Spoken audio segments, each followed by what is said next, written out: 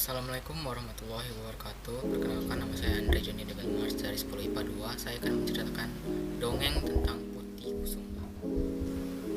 Pada zaman dahulu, di tanah Jambi tinggallah pasang suami istri. Sudah bertahun-tahun suami istri menikah, namun belum juga dikaruniai seorang anak. Kedua orang itu tak pernah berputus asa. Setiap hari mereka berdoa memohon kepada Tuhan agar diberikan seorang anak. Pada suatu malam, suami istri itu tidur amat lelap karena pada siang harinya mereka bekerja dengan keras. Di dalam tidurnya itu, mereka sama-sama bermimpi didatangi seorang kakek yang menganjurkan mereka makan rebung yang dililit seekor ular sawah. Setelah makan rebung itu, niscaya mereka akan mempunyai anak keesokan harinya. Sang suami mengitari rumpun-rumpun bambu untuk mencari rebung yang dimaksud dalam mimpinya. Ia pun menemukan rebung itu.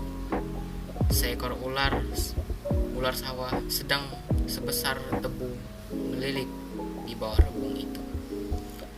"Wahai ular sawah, izinkan aku mengambil rebung yang engkau lilit itu, agar aku segera memiliki anak," pinta sang suami, kemudian menceritakan perihal mimpinya kepada ular itu.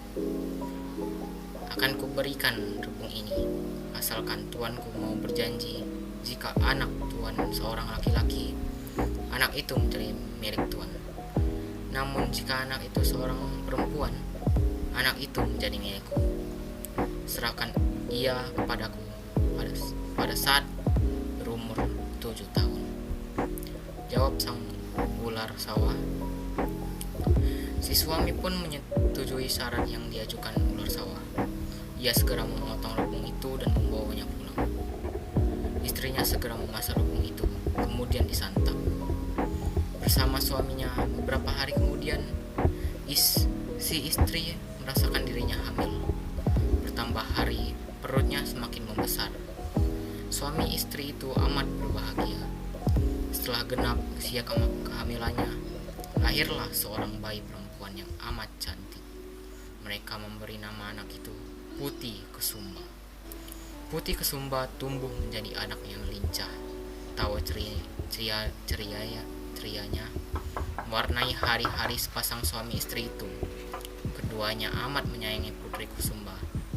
Pada saat Putih berumur 7 tahun, betapa sedihnya suami istri itu. Mereka harus menyerahkan Putih kepada ular sawah.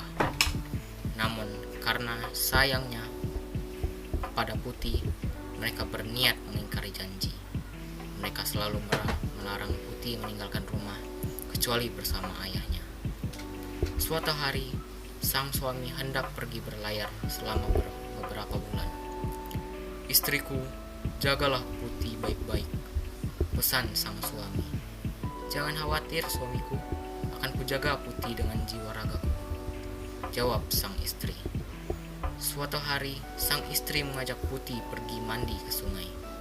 Saat Putih sedang asyik bermain air, tiba-tiba seekor ular sawah yang amat besar menangkap Putih. Tolong Putih, ibu," teriak Putih ketakutan.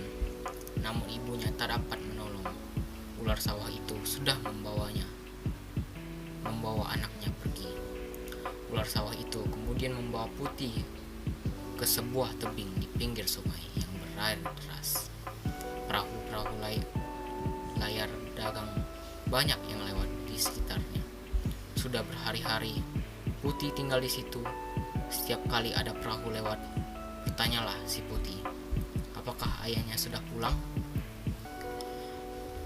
"Ayahmu masih di belakang," demikian jawaban yang diterima Putih dari orang-orang lewat di dekat tebing itu.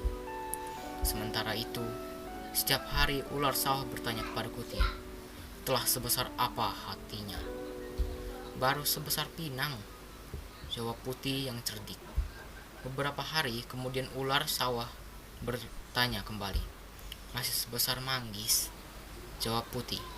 Demikianlah ular sawah terus bertanya tentang seberapa besar hati Putih.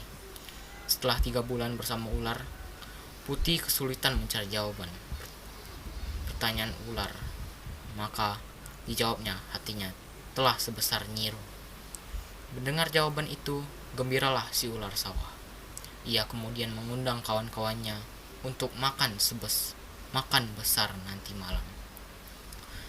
Mereka akan berpesta makan Putih saat senja. Ayah Putih pulang dan berlayar perahunya melewati tebing itu. "Ayah, tolong Putih, ambillah Putih, ayah!"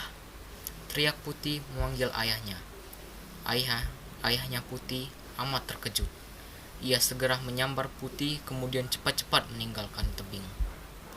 Pada saat Putih dan ayahnya sampai di hulu sungai, 10 ekor ular sawah berdatangan menghadiri undangan si ular sawah. Pada saat itulah si ular sawah melihat Putih telah jauh. Dia kemudian berteriak, "Ayamku lepas!" Ular sawah undangan pun menjawab, "Kunang, aku makan kepalanya." Ada juga yang menjawab, "Kunang, aku makan ekornya." Dalam kebiasaan ular, pesta tak boleh gagal. Jika yang mengundang tak mampu menyediakan santapan, maka ular yang mengundang itulah yang menjadi mangsa mereka. Demikianlah si ular sawah akhirnya mati diserang ke-10 temannya. Badannya kemudian menjadi santapan mereka. Sampai di rumah, Putih berlari menemui ibunya yang terus bersedih dengan hilangnya Putih. Sejak saat itu, Putih hidup aman bersama ayah ibunya. Kini tidak ada lagi ular yang akan memangsanya. Demikian cerita yang bisa saya sampaikan. Mohon maaf jika ada salah kata. Saya akhiri. Wabillahi taufiq wal hidayah. Wassalamualaikum warahmatullahi wabarakatuh. Ibu teriak.